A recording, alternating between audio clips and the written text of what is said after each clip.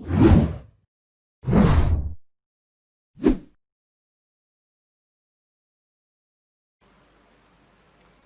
Everyone and welcome back to Kartik biology classes. आपका बहुत बहुत स्वागत है बेटा कार्तिक बायोलॉजी क्लासेस के अंदर। हम आज क्लास 12 की जो बायोलॉजी है उसमें एक नेक्स्ट जो टॉपिक है हमारा सो स्टार्ट करेंगे बेटा। गास्टुलेशन के बारे में पढ़ेंगे हम कि गास्टुलेशन होती क्या है। इससे पहले वाले लेक्चर में बेटा हमने बात करी थी किसके बारे में कि ब्लास्टोसिस्ट का जो फॉर्मेशन है। ठीक है, ब्लास्टुलेशन के बारे में हमने बात करी थी, एम्ब्रियोनिक डेवलपमेंट हमने स्टार्ट करी थी। तो वहाँ पर क्या है, ब्लास्टुला बनने के बाद जब वो इम्प्लांट होता है यूट्रस के अंदर, तो वहाँ पर हमने देखा था कि यूट्रस और जो ब्लास्टोसिस्ट के बीच में एक इंटीमेट कनेक्शन बनता है। ठीक है, जिसके जरिए क्या करता है उसको इम्प्लांटेशन होता है किसके साथ, यूट्रस के साथ, और वहाँ से अपना वो न्यूट्रिएंट्स लेना स्टार्ट कर देता है। ठीक है, तो दो प्रकार की हमें ट्रोफोब्लास्ट हमें देखने को मिली थी, सिंसिशियो ट्रोफोब्लास्ट एंड साइटोट्रोफोब्लास्ट।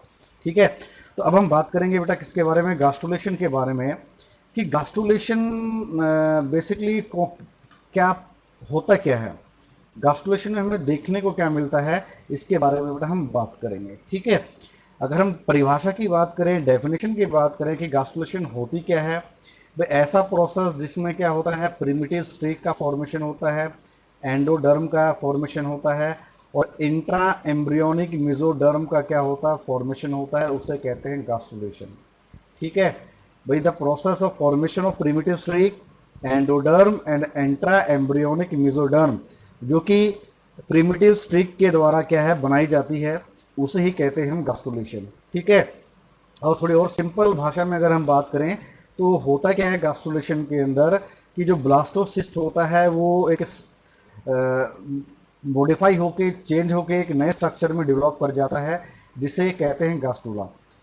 ठीक है, तो ये जो प्रोसेस होता है इसे ही कहते हैं हम गास्टुलेशन। ठीक है बेटा, formation of gastrula from blastula is known as gastrulation, अगर सिंपल सी लैंग्वेज के हम अगर हम बात करते हैं। ठीक है, अब होता क्या है, जो ब्लास्टोसिस्ट हमारा था, ब्लास्टोसिस्ट के अंदर क्या होता है बेटा, जो सेल्स होते हैं हमारे, ये जो ब्लास्टोसिस्ट था हमारा, ब्लास्टोसिस्ट के अंदर जो इनर सेल मास था, इनर सेल मास के अंदर बेटा देखो यहाँ पर देखोगे आपको क्या था, बाहर की तरफ ट्रोफोब्लास्ट की लेयर है, ये इनर सेल मास है हमारा। ठीक है, इस इनर सेल मास के अंदर हमें सेल की मूवमेंट हमें देखने को मिलेगी। सेल की मूवमेंट के साथ साथ जो एम्ब्रियो का डेवलपमेंट हो रहा है, इसके अंदर क्या है, मॉर्फोलॉजिकल चेंजेस हमें देखने को मिलेंगे, एक नई शेप हमें देखने को मिलती है। इस तरह की जो मूवमेंट है, सेल की जो मूवमेंट है, वो कहलाती है मॉर्फोलॉजिक, मॉर्फोलॉजिक मूवमेंट क्या कहलाती है, मॉर्फोलॉजिकल या मॉर्फोजेनेटिक मूवमेंट, उसे कहते हैं मॉर्फोजेनेटिक मूवमेंट कहते हैं बेटा। ठीक है, मॉर्फोजेनेटिक मूवमेंट कहते हैं। बात समझ में आ रही है बेटा यहाँ तक। ठीक है, जो ब्लास्टुला बना था, ब्लास्टुला बनने के बाद जो इनर सेल मास है, इसके इनर सेल मास के अंदर हमें डिफ्रेंशिएशन हमें देखने को मिलती है, और सेल की मूवमेंट हमें देखने को मिलती है। तो उसके चलते क्या है, कंप्लीटली एक नई शेप ले लेता है ब्लास्टुला। ठीक है, जिसे कहते हैं, इस तरह की जो मूवमेंट को हम क्या कहते हैं, मॉर्फोजेनेटिक मूवमेंट कहते हैं। ठीक है, इसके जरिए हमारा क्या होता है, क्या होता है, गास्टुला का निर्माण होता है। तो गास्टुला का निर्माण होता है तो बेटा उसमें क्या, हमारे तीन जो लेयर्स का फॉर्मेशन होता है मेनली गास्टुलेशन के अंदर, एंडोडर्म का निर्माण होता है, एक्टोडर्म का निर्माण होता है, और साथ में क्या होता है, मेसोडर्म का निर्माण होता है। ठीक है, तो ये जब स्ट्रक्चर बन जाता है हमारा, तो वही हमारा कहलाता है गास्टुला। ठीक है, और जो इनर सेल मास था, इनर सेल मास जो हमारा जो ब्लास्टुला में प्रेजेंट था, अब ये आगे चल कर क्या है, डिफरेंट टिश्यूज का निर्माण करेगा, डिफरेंट ऑर्गन्स का निर्माण करेगा एम्ब्रियो का। ठीक है, काफी सारे नए स्ट्रक्चर्स वहां पर आपको देखने को मिलेंगे, जो कि डेवलपिंग एम्ब्रियो को क्या करेंगे, सपोर्ट करते हैं, और साथ में क्या करेंगे, न्यूट्रिशन प्रोवाइड करेंगे।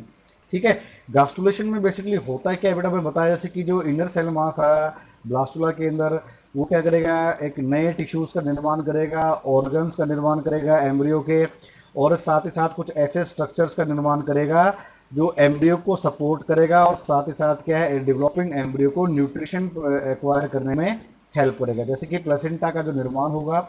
ठीक है, ड्यूरिंग गास्टुलेशन हमारा क्या, प्लेसेंटा का निर्माण होना स्टार्ट हो जाता है। तो ये जो डेवलपमेंट है यही कहलाती है बेटा गास्टुलेशन। ठीक है। जो अर्ली स्टेजेज होती है डेवलपमेंट की, कि जो एम्ब्रियो प्रॉपर था, यानी कि जो इनर सेल मास था वो एक तरह का एक थ्री लेड डिस्क का क्या करता है, शेप ले लेता है, इसके थ्री लेड डिस्क में कन्वर्ट हो जाता है। इसी थ्री लेड डिस्क को क्या कहते हैं, हम एम्ब्रियोनल डिस्क कहते हैं या एम्ब्रियोनिक डिस्क कहते हैं। ठीक है। जो अर्ली स्टेज होती है डेवलपमेंट की बेटा, ड्यूरिंग एम्ब्रियो डेवलपमेंट है, जो एम्ब्रियो जो प्रॉपर होता है, जो आपका इनर सेल मास जो होता है, एपीब्लास्ट की जो बात हो रही है, तो ये एक डिस्क नुमा एक स्ट्रक्चर ले लेता है, थ्री लेयर डिस्क का फॉर्मेशन कर हो जाता है वहां पर, और उसे ही कहते हैं एम्ब्रियोनिक डिस्क। ठीक है। इस एम्ब्रियोनिक डिस्क के अंदर हमें क्या क्या देखने को मिलता है बेटा, हमें देखने को मिलेगा एंडोडर्म, हमें देखने को मिलेगी एंडोडर्म का निर्माण होगा अंदर की तरफ। बाहर की तरफ क्या निर्माण होगा, एक्टोडर्म का निर्माण होगा। और अंदर की तरफ किसका निर्माण होगा बेटा, मेसोडर्म का निर्माण होगा। ठीक है। तो ये सारी चीजें हमें देखने को मिलती हैं क्या, एट द टाइम ऑफ गास्टुलेशन। जब गास्टुलेशन होता है, गास्टुला का निर्माण होता है, तो वहां पर एंडोडर्म का निर्माण होगा, वहां पर क्या एक्टोडर्म का निर्माण होगा, वहां पर क्या होगा, इंट्रा एम्ब्रियोनिक मेसोडर्म का निर्माण होगा। और ये तीन वही ये जो तीन लेयर्स हैं, एंडोडर्म, एक्टोडर्म और मेसोडर्म, ये आगे चलकर क्या करती है, जो डेवलपिंग जो एम्ब्रियो है, इसके डिफरेंट ऑर्गन्स का, डिफरेंट बॉडी पार्ट्स का क्या करती है, निर्माण करती है। ठीक है। एंडोडर्म, एक्टोडर्म और मेसोडर्म के द्वारा ही बॉडी के डिफरेंट स्ट्रक्चर्स का क्या निर्माण होता है एट अर्लियर डेवलपमेंटल स्टेजेस। ठीक है। तो आइए हम बारी बारी बात करते हैं कि एंडोडर्म का निर्माण कैसे होता है, एक्टोडर्म कैसे बनती है, मेसोडर्म कैसे बनती है, उसके बारे में बेटा हम बात करते हैं। ठीक है। तो गास्टुलेशन के अंदर सबसे पहले क्या होता है बेटा, सबसे पहला स्टेप होता है हमारा हाइपोप्लास्ट का निर्माण। सबसे पहले क्या होती है, हमारे हाइपोब्लास्ट बनती है, एंडोडर्म बनती है। जो इनर सेल मास था हमारा, जो इनर सेल मास था ब्लास्टोसिस्ट के अंदर, उन उस सेल मास के अंदर क्या होगा, कुछ सेल्स ऐसे होंगे वो डिफ्रेंशिएट कर जाते हैं बेटा। ठीक है। उस इनर सेल मास के अंदर से कुछ सेल्स क्या करेंगे, डिफ्रेंशिएट कर जाएंगे, और वो दूसरे जो सेल्स है उनसे बिल्कुल विभिन्न भिन्न हो जाएंगे, उनसे उनसे क्या हो जाएंगे, डिफरेंट हो जाएंगे। और एक तरह से क्या है, वो फ्लैटेंड सेल्स, हम कहते हैं कि वो जो इनर सेल मास है वो फ्लैटेंड सेल्स के अंदर क्या कन्वर्ट हो जाते हैं। और ये जो फ्लैटेंड एंड सेल्स होते हैं, ये अंदर की तरफ, जो ब्लास्टोसिस्ट होता है उसके अंदर की तरफ हमारे बनते हैं। और ये जो फ्लैटेंड सेल्स हैं ये बनके क्या करते हैं, हाइपोब्लास्ट का निर्माण करते हैं, एंडोडर्म का निर्माण करते हैं। ठीक है, बात समझ में आ रही है। जो इनर सेल मास होता है, इनर सेल मास में से कुछ सेल्स क्या करते हैं, इनको डिफरेंशिएट कर जाते हैं, डिफरेंशिएट करके दे बिकम फ्लैटेंड सेल्स। और ये फ्लैटेंड सेल्स जो ब्लास्टोसिस्ट की जो कैविटी है इसकी तरफ लाई करते हैं। और ये जो फ्लैटेंड सेल्स हैं ये हाइपोब्लास्ट का, या फिर कह सकते हैं उसको हम एंडोडर्म का निर्माण करते हैं। तो इस तरीके से क्या होता है, एंडोडर्म का निर्माण होता है। बाकी जो बचे सेल्स, ठीक है, सेकंड हमारा क्या है, जो फॉर्मेशन होता है किसका होता है, एपीब्लास्ट का होता है। ठीक है। सेकंड जो फॉर्मेशन हमारा किसका होता है, एपीब्लास्ट का होता है। ठीक है। जो रिमेनिंग जो सेल बचे थे हमारे इनर सेल मास के अंदर बेटा, ये कोलुमनर हो जाते हैं, कोलुमनर साइज के शेप के हो जाते हैं। और ये जो सेल्स हैं, जो बाकी जो सेल्स जो हमारे कोलुमनर हो चुके हैं, ये क्या करते हैं, एपीब्लास्ट का निर्माण करते हैं और एक्टोडर्म का निर्माण करते हैं। इस स्टेज पर जो डेवलपिंग एम्ब्रियो होता है इसके पास दो लेयर्स होती हैं। ठीक है, डिस्क की फॉर्म में होती है, दो लेयर्स होती हैं, इसे कहते हैं बाइलेमिनर जर्म डिस्क। क्योंकि अभी तक हमारे पास क्या है बेटा, दो ही जर्म लेयर्स का फॉर्मेशन हुआ है, एक तो हमारा हाइपोब्लास्ट है और एक हमारा एपीब्लास्ट है, जो कि एक तरह का डिस्क शेप स्ट्रक्चर होता है जिसे कहते हैं हम बाइलेमिनर जर्म डिस्क। ठीक है। अंदर की तरफ हमारे किसका निर्माण हुआ, सेकंड सेल हुए, वो बनाएंगे हाइपोब्लास्ट को। और बाहर की तरफ जो निर्माण होगा, जो बाकी बचे हुए इनर सेल मास थे वो क्या करते हैं, कोलुमनर शेप में कन्वर्ट हो जाते हैं, कोलुमनर हो जाते हैं, कॉलम लाइक सेल्स का फॉर्मेशन होता है वहां पर, और वो एपीब्लास्ट का निर्माण करते हैं। ठीक है। अब क्या होता है बेटा, इसके बाद जो होता है एमनियोटिक कैविटी का निर्माण होता है, एमनियोटिक कैविटी का क्या होता है, बनना होता है। ठीक है। जो थर्ड हमारा स्टेप यहाँ पर क्या, हमारा फॉर्मेशन ऑफ एमनियोटिक कैविटी। ठीक है, एमनियोटिक कैविटी का निर्माण होता है। ठीक है। जो हमारी एपीब्लास्ट जो बनी बेटा, यानी कि एक्टोडर्म जो बनी, एक्टोडर्म और ट्रोफोब्लास्ट जो लेयर होती है बाहर वाली, ठीक है, एपीब्लास्ट नीचे की तरफ एपीब्लास्ट हो गया आपकी। ठीक है। अगर हम फिगर बना के देखें तो बेटा हमारा ये क्या है, हमारा ब्लास्टोसिस्ट है, इसमें कुछ चेंजेस हमें देखने को मिले। अंदर की तरफ तो हमारा क्या बना है बेटा, ये हाइपोब्लास्ट बना। बाकी जो रिमेनिंग सेल्स थे ये कोलुमनर शेप ले लेते हैं। ठीक है। तो इन कोलुमनर सेल्स के बीच में यानी कि एपीब्लास्ट के बीच, एपीब्लास्ट और बाहर की जो ट्रोफोब्लास्ट है, इस लेयर के बीच में एक स्पेस का निर्माण होता है, एक स्पेस अपीयर होती है, ठीक है, जिसे कहते हैं हम एमनियोटिक कैविटी कहते हैं, ठीक है। यानी कि जो कोलुमनर जो सेल्स है यानी कि जो एपीब्लास्ट है और बाहर की तरफ जो ट्रोफोब्लास्ट है, इसके बीच में एक स्पेस क्रिएट हो जाती है जिसे कहते हैं एमनियोटिक कैविटी। और ये जो एमनियोटिक कैविटी है, ये एमनियोटिक कैविटी एमनियोटिक फ्लूइड के द्वारा फिल कर दी जाती है, ठीक है। एमनियोटिक कैविटी जो है इसके अंदर हमें क्या है, एमनियोटिक फ्लूइड हमें देखने को मिलता है, जिसको हम क्या कहते हैं, लिक्विड एमनाई भी कहते हैं, ठीक है। एमनियोटिक फ्लूइड को हम लिक्कर एमनाई भी कहते हैं, ठीक है बेटा। अब जो एमनियोटिक कैविटी जो बनी, एमनियोटिक कैविटी के जो ऊपर वाला जो हिस्सा है यानी कि ट्रोफोब्लास्ट की तरफ जो हिस्सा होता है, वहां पर हमें क्या देखने को मिलता है, एमनियोजेनिक सेल्स हमें देखने को मिलते हैं, ठीक है, जो कि ट्रोफोब्लास्ट से डिराइव होते हैं, ट्रोफोब्लास्ट से उनका निर्माण होता है। जो एमनियोजेनिक सेल्स होते हैं इनका निर्माण किससे होता है बेटा, ट्रोफोब्लास्ट से होता है। और बल्कि इसके फ्लोर की बात करें, नीचे वाला जो हिस्सा होता है, ये नीचे वाला हिस्सा is lined by the epiblast. जो एपीब्लास्ट है यानी कि जो आपका एक्टोडर्म है, इसके द्वारा बेटा ये लाइंड होता है, ठीक है। नीचे की तरफ जो amniotic cavity is lined by the epiblast and from the upper part it is lined by the trophoblast layer, जिसे कहते हैं एमनियोजेनिक सेल्स, ठीक है। वहां पर क्या एमनियोजेनिक सेल्स मिलते हैं और उसके बाहर की तरफ क्या होते हैं, ट्रोफोब्लास्ट की एक लेयर होती है। तो इस तरीके से क्या होता है बेटा, एमनियोटिक कैविटी का निर्माण होता है। अब एमनियोटिक कैविटी बनने के बाद क्या होता है, यहाँ पर क्या है, प्राइमरी यॉक का निर्माण होता है, प्राइमरी यॉक सैक का निर्माण होता है, ठीक है, formation of primary yolk sac.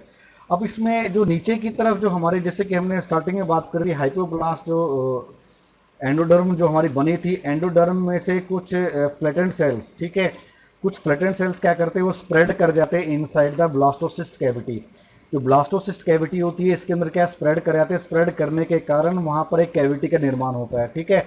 उस कैविटी का निर्माण होता है, उसी कैविटी को हम क्या कहते हैं बेटा, प्राइमरी यॉक सैक कहते हैं। क्या कहते हैं, प्राइमरी यॉक सैक कहते हैं। आगे हम फिगर की मदद से समझेंगे कि प्राइमरी यॉक सैक का निर्माण कैसे हुआ, ठीक है। जो फ्लैटेंड सेल्स की जो लाइनिंग थी, जो उसे कहते हैं हम हिसर मेम्ब्रेन के नाम से भी जानते हैं, ठीक है। उसे हम क्या कहते हैं, हुसर्स मेम्ब्रेन भी हम कहते हैं, ठीक है। बात समझ में आ रही है बेटा। जो ब्लास्टोसिस्टिक कैविटी है इसके अंदर वो स्प्रेड कर जाते हैं, स्प्रेड करके वो क्या कैविटी का निर्माण करते हैं, जिससे क्या कहते हैं, हमें प्राइमरी यॉक सैक कहते हैं। इसकी जो लाइनिंग होती है फ्लैटेंड सेल्स के द्वारा, जो लाइनिंग जो होती है प्राइमरी यॉक सैक की, इसे कहते हैं ह्यूसर्स मेम्ब्रेन कहते हैं, कहते हैं ह्यूसर्स मेम्ब्रेन कहते हैं। जो ये कैविटी होती है, इनकी जो प्राइमरी यॉक सैक जो बना बेटा, ये चारों तरफ से क्या होता है, lined by the endodermal cells, ठीक है, एंडोडर्मल सेल्स के द्वारा लाइंड होता है। तो ये जो ओरिजिन होती है प्राइमरी यॉक सैक की, वो क्या होती है, एंडोडर्मल इन ओरिजिन होती है, कि ठीक है। यानी कि जो कैविटी बनी, कैविटी के जो चारों तरफ के जो फ्लैटेंड सेल्स थे, ये हमारे किससे बने थे बेटा, ये हाइपोब्लास्ट लेयर से बने थे, एंडोडर्म से बने थे। इसीलिए जो प्राइमरी जो यॉक सैक है, ये क्या होता है, एंडोडर्मल इन ओरिजिन होता है। बात समझ में आ गई, ठीक है। पहला हमारा वो बेटा फॉर्मेशन ऑफ हाइपोब्लास्ट का निर्माण हुआ, एंडोडर्म निर्माण हुआ, उसके बाद हमारा किसका निर्माण हुआ बेटा, एक्टोडर्म का निर्माण हुआ। उसके तुरंत बाद क्या होता है आपका बेटा, एमनियोटिक कैविटी बनती है और उसके बाद हमारा क्या है, प्राइमरी यॉक सैक का निर्माण होता है, ठीक है। तो अब फिगर की मदद समझ पाओगे बेटा। देखो ये जो ब्लास्टोसिस्ट है, ब्लास्टोसिस्ट का जो इनर सेल मास है, ये जो इनर सेल मास है, इसमें से कुछ सेल्स क्या होते हैं बेटा, फ्लैटेंड हो जाते हैं और वो ब्लास्टोसिस्ट कैविटी की तरफ हमारे क्या है, निकल आते हैं, फ्लैटेंड हो जाते हैं। तो ये जो लेयर जो हमारी बनी, ये कहलाती है आपकी एंडोडर्म, ठीक है। इनर सेल मास में से कुछ सेल्स क्या होते हैं, they become flattened and form the endoderm, hypoblast का निर्माण करते हैं। बाकी जो इनर सेल मास बचा बेटा, ये it becomes columnar in shape, ठीक है। कॉलम यहाँ देख सकते हो आप, कॉलम सेकंड फिगर है बी वाली, इसमें आप देख सकते हो कि ये जो बाकी बचे जो आपके इनर सेल मास है, दे बिकम कॉलुमनर। और ये कॉलुमनर जो बने हमारे, ये किसका निर्माण करते हैं, एक्टोडर्म का निर्माण करते हैं बेटा, ठीक है। बात समझ में आ रही है। अब क्या होता है थर्ड स्टेप में, अब ये जो एक्टोडर्म है यानी कि एपीब्लास्ट है, और बाहर की तरफ हमारे पास क्या है बेटा, ट्रोफोब्लास्ट है। बाहर की तरफ हमारे पास क्या है, ट्रोफोब्लास्ट है, और अंदर की तरफ हमारे पास क्या है, एपीब्लास्ट है। इसके बीच में एक कैविटी का निर्माण होता है, और उस कैविटी को क्या कहते हैं हम, एमनियोटिक कैविटी कहते हैं। एमनियोटिक कैविटी का जो ऊपर वाला जो हिस्सा होता है बेटा, अपर वाला जो हिस्सा होता है, लाइंड बाय द एमनियोजेनेटिक सेल्स, जो कि किसके द्वारा बनाए जाते हैं, किसके द्वारा निर्माण किया जाता है, ट्रोफोब्लास्ट से एमनियोजेनिक सेल्स का निर्माण होता है। और ये अपर सरफेस को, एमनियोटिक कैविटी को बाहर की तरफ से क्या करते हैं, कवर करते हैं, ठीक है क्या।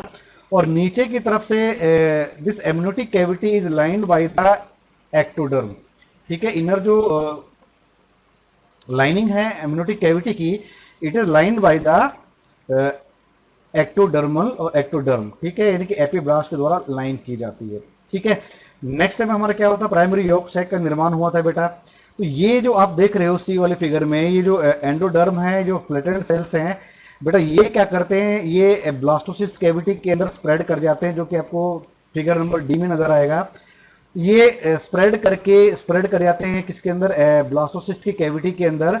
और स्प्रेड करके क्या करते हैं, कैविटी का निर्माण करते हैं, जिसे कहते हैं प्राइमरी यॉर्क सैक। इसे क्या कहते हैं, प्राइमरी यॉर्क सैक कहते हैं, ठीक है। तो ये जो प्राइमरी यॉर्क सैक है, हालांकि बना किससे बेटा, एंडोडर्म से बना है, इसीलिए जो प्राइमरी यॉर्क सैक क्या होता है, एंडोडर्मल इन ओरिजिन होता है। तो यहां से क्वेश्चन हमारा बनता है कि जो प्राइमरी यॉर्क सैक की ओरिजिन कैसी है, तो ओरिजिन कैसी है बेटा, ये एंडोडर्मल इन ओरिजिन होता है, ठीक है। और ये जो लाइनिंग है प्राइमरी यॉर्क सैक की, और हम कह सकते हैं कि यानी कि जो आपका ब्लास्टोसिस्ट की कैविटी की जो लाइनिंग है अंदर की तरफ है, इसे क्या कहते हैं, हम ह्यूजर मेम्ब्रेन कहते हैं, ठीक है। इसका दूसरा नाम क्या है, इसको ह्यूजर मेम्ब्रेन के नाम से भी हम जानते हैं, ठीक है।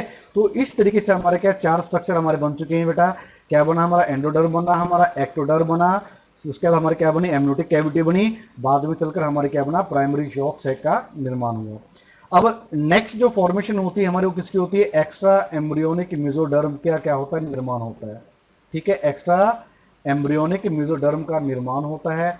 इसके दौरान क्या होता है, इसके एक्स्ट्रा एम्ब्रियोनिक मेसोडर्म के फॉर्मेशन के दौरान क्या होता है, ठीक है, कुछ सेल्स बेटा, ठीक है, कुछ सेल्स किसके, ट्रोफोब्लास्ट के, कुछ सेल्स ट्रोफोब्लास्ट के क्या कर जाते हैं बेटा, ये जो हिस्सा है आपका, यहां से मैं जो रेड लाइन जो बना रहा हूं, यहां से ट्रोफोब्लास्ट के कुछ सेल्स क्या करते हैं बेटा, यहां पर आके क्या करते हैं, एक लेयर का निर्माण करते हैं, ठीक है, एक लेयर का निर्माण करते हैं, जो कि आपका जो डेवलपिंग एम्ब्रियो है, इसको चारों तरफ से क्या है, कवर कर लेता है, चारों तरफ से कवर कर लेता है, except the portion of the developing gastrula, जिसके द्वारा वो जुड़ा होता है किसकी तरफ, ट्रोफोब्लास्ट के से, ठीक है।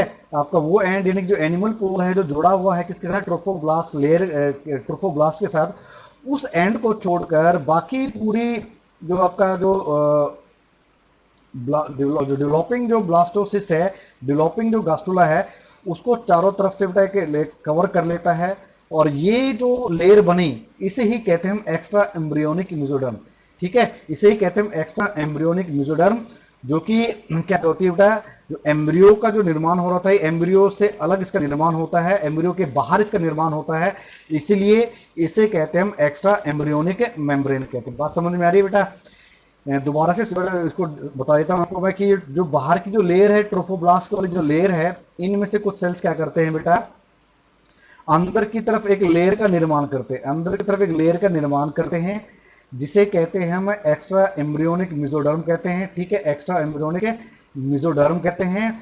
ये सिर्फ कहां पर नहीं होती बेटा, जो आपका ये वाला जो पोर्शन है, जहां से इनर सेल्मा जुड़ा हुआ था ट्रोफोब्लास्ट के साथ, उस हिस्से को छोड़कर बाकी सारे हिस्से को बेटा ये अंदर की तरफ से क्या करती है, डिवाइड कर देती है आउटर और इनर स्ट्रक्चर के अंदर। अंदर की तरफ क्या होता है, आपका एम्ब्रियो होता है, ठीक है, जो डेवलपिंग एम्ब्रियो होता है, बाहर की तरफ क्या होती है, ट्रोफोब्लास्ट, आपकी ट्रोफोब्लास्ट की लेयर होती है। तो ये जो मिडल जो लेयर बनी है आपकी यहाँ पर, इससे कहते हैं एक्स्ट्रा एम्ब्रियोनिक मेम्ब्रेन कहते हैं। इसलिए इसको इसलिए ऐसा क्यों कहते हैं, क्योंकि बेटा ये एम्ब्रियो के बाहर की तरफ इसका निर्माण हो रहा है, इसीलिए इसे क्या कहते हैं, हम एम्ब्रियोनिक, एक्स्ट्रा एम्ब्रियोनिक मेसोडर्म कहते हैं, ठीक है। तो इस तरीके से क्या होता है बेटा, एक्स्ट्रा एम्ब्रियोनिक मेसोडर्म का निर्माण होता है। अब क्या होता है इसके बाद फॉर्मेशन होता है किसका बेटा, एक्स्ट्रा एम्ब्रियोनिक सिलोम, ठीक है। एक्स्ट्रा एम्ब्रियोनिक मेसोडर्म के बनने के बाद क्या होगा, एक्स्ट्रा एम्ब्रियोनिक सिलोम का निर्माण होता है। जो आपके एक्स्ट्रा एम्ब्रियोनिक जो मेसोडर्म बनी थी, जो कि ट्रोफोब्लास्ट सेल्स के द्वारा जो बनाई गई थी, ठीक है। उसके बीच में कुछ छोटी छोटी कैविटीज का फॉर्मेशन होता है, और ये कैविटीज बेटा बाद में जुड़कर एक लार्ज कैविटी का निर्माण करती हैं, जिसे कहते हैं हम एक्स्ट्रा एम्ब्रियोनिक सिलोम कहते हैं। ठीक है, एक लार्ज कैविटी का निर्माण होता है जिसे कहते हैं हम एक्स्ट्रा एम्ब्रियोनिक सिलोम कहते हैं, और इसको हम कोरियोनिक कैविटी भी कहते हैं। It is also known as chorionic cavity. ठीक है, बात समझ में आ रही है बच्चा बेटा लोग आपको कि एक्स्ट्रा एम्ब्रियोनिक सिलोम का फॉर्मेशन कैसे हुआ। एक्स्ट्रा एम्ब्रियोनिक मेसोडर्म बनने के बाद क्या होता है, उसके अंदर जगह जगह पर क्या छोटी छोटी कैविटीज बनना स्टार्ट हो जाती हैं, और ये कैविटीज आपस में मिलकर एक लार्ज कैविटी का निर्माण करती हैं, और वो जो लार्ज कैविटी जो बनी है इसे ही कहते हैं हम एक्स्ट्रा एम्ब्रियोनिक सिलोम कहते हैं।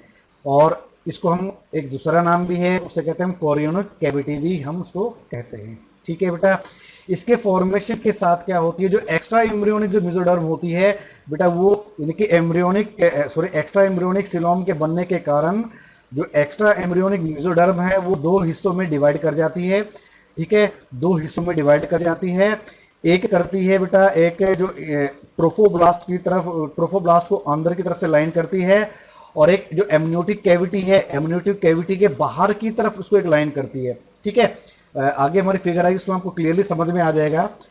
बाहर की तरफ हमारा ट्रोफोब्लास्ट है, तो ट्रोफोब्लास्ट के अंदर की तरफ जो एक्स्ट्रा एम्ब्रियोनिक मेम्ब्रेन होगी तो वो हमारा बनाएगी। ठीक है, मेम्ब्रेन होगी। एक अंदर की तरफ जो आपका जो एमनियोटिक कैविटी है उसको लाइन करेगी। ठीक है, और उसके बीच में क्या होगी, आपकी एक्स्ट्रा एम्ब्रियोनिक सिलोम प्रेजेंट होगा, कोरियोनिक कैविटी प्रेजेंट होगी। ठीक है, बात समझ में आ रही है। बाहर की तरफ जो आपके एक्स्ट्रा एम्ब्रियोनिक मेम्ब्रेन है वो जो कि ट्रोफोब्लास्ट को इनर साइड से लाइन कर रही है, और एक अंदर वाली जो एमनियोटिक कैविटी को लाइन कर रही है, ये कहलाती है बेटा सोमेटोप्लूरिक एक्स्ट्रा एम्ब्रियोनिक मेसोडर्म कहलाती है। ठीक है भाई, ये क्या है, ये आपका गास्टुला का निर्माण हो रहा है बेटा यहाँ पर।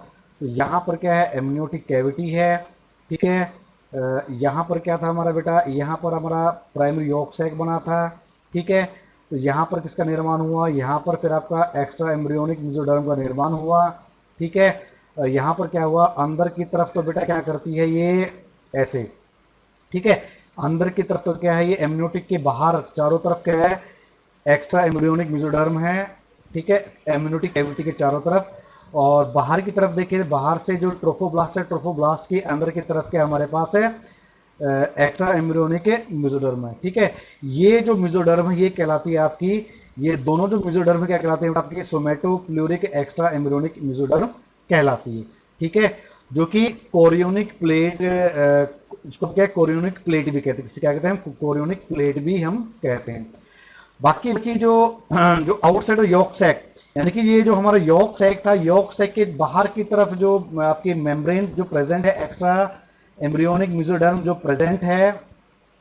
ठीक है, यॉर्क सैक के चारों तरफ जो एक्स्ट्रा एम्ब्रियोनिक मेसोडर्म जो प्रेजेंट है, इसे कहते हैं हम विजरल और स्प्लेन्को प्लूरिक एक्स्ट्रा एम्ब्रियोनिक मेसोडर्म। ठीक है, इसे कहते हैं स्प्लेन्को प्लूरिक एक्स्ट्रा एम्ब्रियोनिक मेसोडर्म। ठीक है, बात समझ में आ रही है बेटा, यानी कि दो जो एक्स्ट्रा एम्ब्रियोनिक मेसोडर्म है आपके दो भागों में डिवाइड हो गई।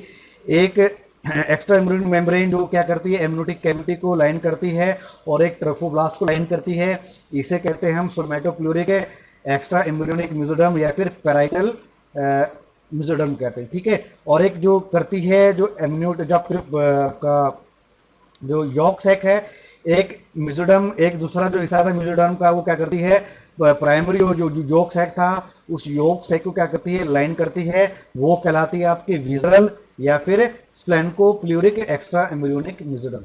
ठीक है, तो इस तरीके से हमारा क्या होता है, एक्स्ट्रा एम्ब्रियोनिक सिलोम का निर्माण होता है, और साथ ही साथ सिलोम के निर्माण के साथ साथ हमारा क्या है, जो एक्स्ट्रा एम्ब्रियोनिक मेसोडर्म आपके दो हिस्सों में डिवाइड कर जाती है, स्प्लिट कर जाती है। एक होती है हमारी सोमेटोप्लूरिक एक्स्ट्रा एम्ब्रियोनिक मेसोडर्म, और एक होती है हमारी स्प्लेन्कोप्लूरिक एक्स्ट्रा एम्ब्रियोनिक मेसोडर्म। ठीक है, तो एक छोटी सी बात और हो रही है बेटा हमारे बीच में कि जो एक्स्ट्रा एम्ब्रियोनिक मेसोडर्म जो बनती है बेटा, ये क्या करती है, जो यॉर्क सैक है और जो, ठीक है, यॉर्क सैक क्या करती है, यॉर्क सैक को सेपरेट कर देती है ट्रोफोब्लास्ट को, और यॉर्क सैक को क्या करती है बेटा, ये दोनों को अलग अलग कर देती है।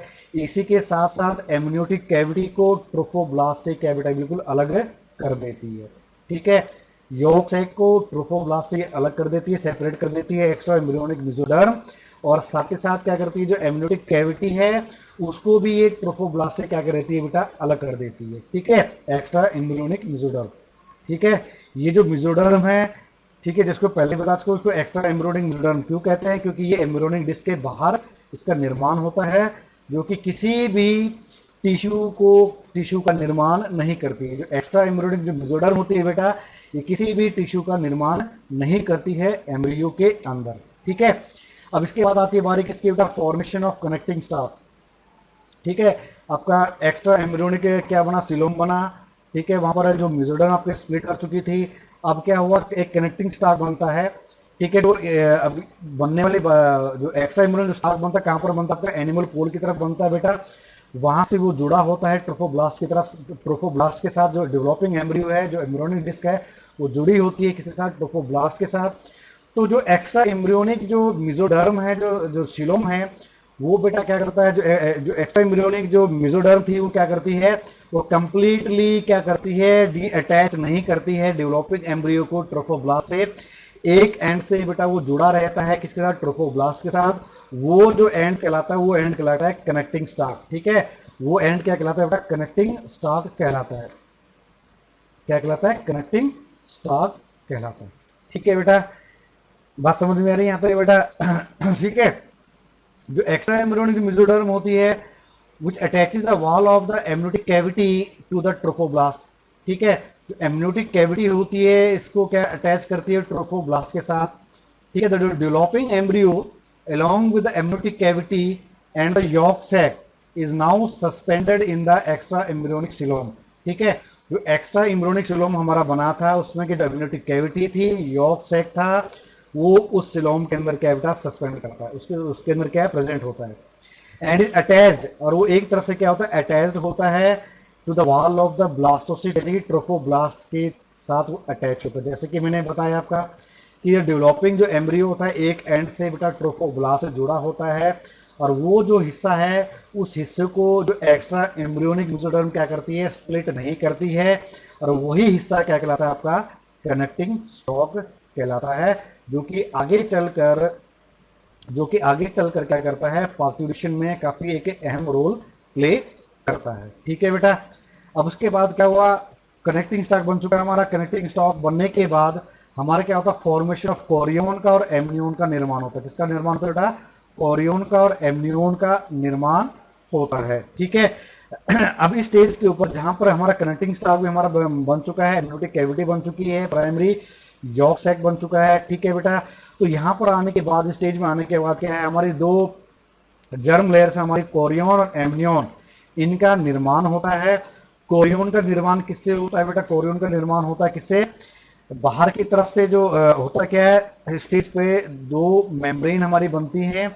एक होती है हमारी पैराइटल, एक जो हमारी मेम्ब्रेन होती है किसके द्वारा बनती है बेटा, पैराइटल एक्स्ट्रा एम्ब्रियोनिक मेसोडर्म के द्वारा। अंदर की तरफ हमारी क्या होगी, पैराइटल एक्स्ट्रा एम्ब्रियोनिक मेसोडर्म होगी, और बाहर की तरफ हमारी कौन सी होगी, ट्रोफोब्लास्ट होगी। यानी कि ठीक है, यानी कि जो सोमेटोप्लूरिक के जो एक्स्ट्रा एम्ब्रियोनिक मेसोडर्म है वो, और अंदर की तरफ के आपकी एक्स्ट्रा एम्ब्रियोनिक मेसोडर्म है, कौन से वाली, सोमेटोप्लूरिक एक्स्ट्रा एम्ब्रियोनिक मेसोडर्म, और बाहर की तरफ जो ट्रोफोब्लास्ट है, ये दोनों जो मेम्ब्रेन्स हैं, ये दोनों जो लेयर्स हैं मिलकर क्या बनाती है बेटा, कोरियोन का निर्माण करती है। क्या करती हैं, कोरियोन का निर्माण करती हैं। अंदर की तरफ जो एमनियोटिक कैविटी थी, एमनियोटिक कैविटी के जो रूफ थी, ऊपर वाला हिस्सा था, जो एमनियोजेनिक सेल्स थे, एमनियोजेनिक सेल्स मिलकर, और अंदर और साथ ही साथ क्या हमारा जो एमनियोटिक कैविटी के बाहर जो आपकी पैराइटल एक्स्ट्रा एम्ब्रियोनिक की जो मेसोडर्म थी, ठीक है, वो सोमेटोप्लूरिक जो मेसोडर्म थी, सॉरी स्प्लेन्कोप्लूरिक जो आपकी एक्स्ट्रा एम्ब्रियोनिक मेसोडर्म थी, ये दोनों मिलकर किसका निर्माण करते हैं बेटा, ये एमनियोन का निर्माण करते हैं। ठीक है, बात समझ में आ रही है? बाहर की तरफ दिखाएं आपको बेटा यहाँ पर, तो ये आपकी फिगर, आपकी नेक्स्ट फिगर आई, तो यहाँ फिगर में आप देख सकते हो बेटा। तो अंदर की तरफ क्या है बेटा, देखो ये एमनियोजेनिक सेल्स हैं जो कि कवर्ड करते हैं एमनियोटिक कैविटी को, ये, और बाहर की तरफ क्या है हमारा, आपका जो सोमेटो स्प्लेन्कोप्लूरिक जो एक्स्ट्रा एम्ब्रियोनिक मेम्ब्रेन जो प्रेजेंट है बाहर की तरफ, ये मिलकर ये दोनों मिलकर क्या बनाते हैं बेटा, ये एमनियोन का निर्माण करते हैं यहाँ से। और बाहर की तरफ somatopleuric extra embryonic membrane and जो ट्रोफोब्लास्ट है, ये दोनों मिलकर क्या कहते हैं, कोरियोन का निर्माण करते हैं। किसका निर्माण करते हैं बेटा, कोरियोन का निर्माण करते हैं। तो इस तरीके से क्या हमारा एमनियोन का और कोरियोन का क्या होता है बेटा, फॉर्मेशन होता है। ठीक है, ये कोरियोन और ये जो एमनियोन है बेटा, ये भी क्या है, at the time of child birth parturition के दौरान क्या करती है, काफी अहम रोल प्ले करते हैं। ठीक है, अब इसके बाद क्या होता है, फॉर्मेशन ऑफ यॉक सैक। ठीक है, आपका कोरियोन का निर्माण हो गया बेटा, एमनियोन का निर्माण हो गया। अब इसके बाद क्या होगा, सेकेंडरी यॉक सैक का निर्माण होता है। ठीक है, एक्स्ट्रा एम्ब्रियोनिक मेसोडर्म बनी हमारी। एक्स्ट्रा एम्ब्रियोनिक मेसोडर्म के अंदर हमारा क्या बना, एक्स्ट्रा एम्ब्रियोनिक सिलोम बना। अब ये जो सिलोम है बेटा, ये एक्स्ट्रा एम्ब्रियोनिक सिलोम है, ये साइज में इंक्रीज करना स्टार्ट कर जाता है, ये क्या है, इसका साइज क्या इंक्रीज होना स्टार्ट हो जाता है, जिसके चलते जो आपका प्राइमरी यॉक सैक था, इसका साइज क्या होता है, इसकी स्पेस क्या होती है, कम हो जाती है। ठीक है, प्राइमरी यॉक सैक का साइज कम हो जाता है। अब ये जो नया स्ट्रक्चर बना प्राइमरी यॉक सैक, इसमें कन्वर्ट हो जाएगा सेकेंडरी यॉक सैक के अंदर बेटा कन्वर्ट होता है। तो इस तरीके से क्या होता है, सेकेंडरी यॉक सैक का निर्माण होता है। क्लियर है बेटा? ठीक है, बात समझ में आ गई। जो सेकेंडरी यॉक सैक होता है, सेकेंडरी यॉक सैक के जो आउटर जो सेल्स थे हमारे, जो आपके फ्लैटेंड सेल्स थे बेटा, इस दौरान आके ये क्या करते हैं, क्यूबिकल शेप ले लेते हैं। क्या लेते हैं, फ्लैटेंड सेल्स के फ्लैटेंड शेप की जगह ये क्यूबिकल शेप ले लेते हैं। जब सेकेंडरी यॉक सैक का निर्माण होता है, इस दौरान जो आउटर जो कवरिंग होती है, ठीक है, एंडोडर्मल सेल्स द्वारा, फ्लैटेंड एंडोडर्मल सेल्स द्वारा, तो ये अब क्या है, क्यूबिकल शेप ले लेते हैं। ठीक है, तो इस फिगर से आपको क्लियर हो जाएगा कि सेकेंडरी यॉक सैक का निर्माण कैसे हुआ। ठीक है, और बाकी जो दूसरी जो एमनियोन है, कोरियोन, इनका निर्माण कैसे हुआ। ठीक है, तो पहले वाली फिगर में अब आप देख पा रहे हो, ये प्राइमरी यॉक सैक है यहाँ पर। ठीक है, एम्ब्रियोटिक कैविटी है, ये आपकी एम्ब्रियोनिक डिस्क है यहाँ पर सेंटर में बिल्कुल। ठीक है, बाहर वाला हमारे क्या है, एक्स्ट्रा एम्ब्रियोनिक मेसोडर्म है। ये बाहर हमारे पास क्या है, एक्स्ट्रा एम्ब्रियोनिक मेसोडर्म है। यहां तक हमारी क्या प्रेजेंट है, एक्स्ट्रा एम्ब्रियोनिक मेसोडर्म है। अब होता क्या है, इस एक्स्ट्रा एम्ब्रियोनिक मेसोडर्म के अंदर कहीं कहीं पर आपको क्या है, छोटी छोटी कैविटीज का निर्माण होना स्टार्ट हो जाता है। छोटी छोटी कैविटीज का क्या होता है, निर्माण होना स्टार्ट हो जाता है, बननी स्टार्ट हो जाती हैं। आगे चलकर क्या कहता है, ये सारी जो स्पेसीज हैं, जो कैविटीज हैं, आपस में फ्यूज हो जाती हैं। फ्यूज होने के कारण आप फिगर बी में देख पा रहे हो कि लार्ज एक कैविटी बन जाती है, जिसे कहते हैं हम extra embryonic cavity. Extra embryonic cavity, अब ये एक्स्ट्रा एम्ब्रियोनिक कैविटी जो बनी, एक्स्ट्रा एम्ब्रियोनिक सिलोम जो बना, ये एक्स्ट्रा एम्ब्रियोनिक मेसोडर्म को दो हिस्सों में डिवाइड कर देता है। एक हमारा अंदर वाला हिस्सा हो गया बेटा हमारा, और एक हमारा कौन सा हो गया, बाहर वाला हिस्सा हो गया। ठीक है, अंदर वाला हिस्सा जो एमनियोटिक कैविटी को बाहर की तरफ से लाइन कर रहा है, और अंदर की तरफ से क्या कर रहा है बेटा, ये जो एक्स्ट्रा एम्ब्रियोनिक जो सिलोम है, इसको कवर कर रहा है। ठीक है, तो ये दोनों मिलकर ये कहलाती, अंदर वाली आपकी कौन सी होगी, एक्स्ट्रा एम्ब्रियोनिक मेसोडर्म होगी। ठीक है, और बाहर की तरफ क्या है, ये बाहर की तरफ देखिए, ट्रोफोब्लास्ट को अंदर की तरफ से एक्स्ट्रा एम्ब्रियोनिक मेसोडर्म कवर कर रही है, और बाहर से ये एक्स्ट्रा एम्ब्रियोनिक सिलोम को कवर कर रही है।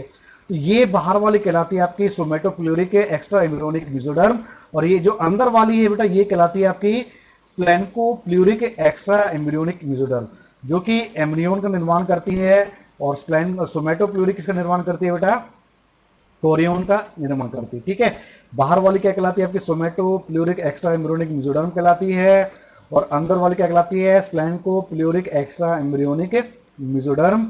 और यहाँ पर आपको जैसे जैसे आपका ये एक्स्ट्रा एम्ब्रियोनिक सिलोम का साइज बढ़ा, तो आपका जो एम्ब्रियो जो आपका जो प्राइमरी यॉक सैक है, इसका जो क्या है, साइज कम छोटा हो जाता है, घट जाता है। इसे कहते हैं हम सेकेंडरी यॉक सैक। ठीक है, ये हमारे यहाँ पर प्राइमरी एमनियोटिक कैविटी है, और ये जो हिस्सा है जहाँ से ये डेवलपिंग एम्ब्रियो, यानी कि जो एम्ब्रियोनिक डिस्क जुड़ी हुई है, या अब देख सकते हो इसकी शेप लगातार चेंज होती जा रही है। इसका मॉर्फोलॉजिकल चेंजेस हमें देखने को मिल रहे हैं, लगभग ओवल शेप में आ चुका है। पहले हमारे क्या था, एक स्फेरिकल सी शेप थी, अब हमारे क्या ओवल शेप में आ चुका है। ठीक है, तो ये आपका डेवलपमेंट हो रहा है किसका, एम्ब्रियो का। ठीक है, ये अब हम बात क्या करते थे, ये जो हिस्सा जो मैं बात कर रही थी इस हिस्से की, तो ये जो पार्ट है ये कहलाता है फ्यूचर कनेक्टिंग स्टाक। यहाँ पर क्या है, कनेक्टिंग स्टाक का निर्माण होता है, जिसके द्वारा डेवलपिंग एम्ब्रियो जो है ट्रोफोब्लास्ट से जुड़ा होता है। ठीक है, अब इसके बाद क्या होता है बेटा, सर्कुलर एम्ब्रियोनिक डिस्क का निर्माण होता है। ठीक है, आपका एक्स्ट्रा एम्ब्रियोनिक सिलोम बन चुका है आपका, ठीक है, एम्नियोन बन चुकी है, कोरियोन बन चुकी है। अब इस स्टेज पर आने के बाद जो एम्ब्रियो जो प्रॉपर था वो क्या करता है, एक सर्कुलर डिस्क का शेप ले लेता है। जो एम्ब्रियो प्रॉपर था, यानी कि एपी जो आपका जो एम्ब्रियो ब्लास्ट था, एक सर्कुलर डिस्क का क्या है, एक फॉर्म ले लेता है। और इसके अंदर हमें दो लेयर्स हमें देखने को मिलती है सेल्स की। बाहर वाली क्या, ऊपर वाली बाहर की तरफ जो होती है आपकी, जो एमनियोटिक कैविटी को कवर करती है, वो आपकी एपीब्लास्ट है। ठीक है, ये सेल्स क्या होते हैं, कोलुमर हो जाते हैं। और एक नीचे वाली जो लेयर होती है यॉर्क सैक की तरफ बेटा, जिसे हम हाइपोब्लास्ट कहते हैं, ये क्या करते हैं, जैसे कि मैंने बताया था कि आगे चल के क्या है, क्यूबिकल जो आपके फ्लैटेंड सेल्स थे वो क्यूबिकल फॉर्म में कन्वर्ट हो जाते हैं। तो ये स्ट्रक्चर जो कहलाता है, आपका कहलाता है सर्कुलर एम्ब्रियोनिक डिस्क का निर्माण करता है। इस दौरान आपको क्या, सर्कुलर एम्ब्रियोनिक डिस्क का निर्माण हो चुका होता है। अभी तक हमें ये नहीं पता होता कि इस डेवलपिंग एम्ब्रियो के अंदर, एम्ब्रियोनिक डिस्क के अंदर कौन सा हिस्सा हेड बनाएगा या कौन सा हिस्सा क्या है, टेल का निर्माण करेगा, पांव वाला हिस्सा हमारा बनाएगा। ठीक है, तो यहाँ पर आप देख पा रहे हो बेटा, यहाँ पर देखो बाहर की तरफ आप देख सकते हो कि एपीब्लास्ट जो लेयर है आपकी कैसी है बेटा, आपकी कोलुमर है। और जो इनर जो लेयर थी आपकी यॉर्क सैक की तरफ आपका क्या, ये जो फ्लैटेंड सेल्स थे ये आपके किसमें कन्वर्ट हो चुके हैं, क्यूबिकल शेप में कन्वर्ट हो चुके हैं, जो कि क्यूबिकल एंडोडर्म कहते हैं। और बाहर वाली हमारी क्या कहलाएगी, कोलुमनर एक्टोडर्म। बाहर वाली लेयर क्या कहलाएगी, कोलुमनर एक्टोडर्म कहलाएगी, और अंदर वाली क्या कहलाएगी, क्यूबोइडल एंडोडर्म कहलाएगी। ठीक है, अब क्या होता है उसके बाद बेटा, आपका जो आपका सर्कुलर एम्ब्रियोनिक डिस्क बनने के बाद क्या होगा, एक प्रोकोडल प्लेट का निर्माण होता है। प्रोकोडल प्लेट का क्या होगा बेटा, निर्माण होगा। ठीक है, बात समझ में आ रही है। जो आपका जो क्यूबिकल जो सेल्स थे हमारे, ठीक है, जो मार्जिन होती है किसकी, एम्ब्रियोनिक डिस्क की, इसके जो क्यूबिकल सेल्स यानी कि एंडोडर्म वाले जो क्यूबिकल सेल्स हैं, ये कुछ सेल्स क्या होते हैं, कोलुमर हो जाते हैं। ठीक है, तो दो लेयर थी बेटा आपकी, बाहर की तरफ हमारी कौन सी थी, एक्टोडर्म थी जो कोलुमर थी, अंदर वाली हमारी एंडोडर्म थी। ठीक है, हाइपोब्लास्ट थी, जिसके सेल्स हमारे क्या हो गए, क्यूबिकल हो गए। इस एंडोडर्म के अंदर से, यानी कि जो आपके हाइपोब्लास्ट है, इनमें से कुछ सेल्स क्या होंगे, क्यूबिकल जो सेल्स हमारे के कोलुमनर शेप में कन्वर्ट हो जाते हैं, कोलुमनर सेल्स बन जाते हैं। और ये जो हिस्सा है जहां पर बेटा ये क्यूबिकल सेल्स आपके क्या है, कोलुमनर बन जाते हैं, उसे कहते हैं प्रोकोडल प्लेट।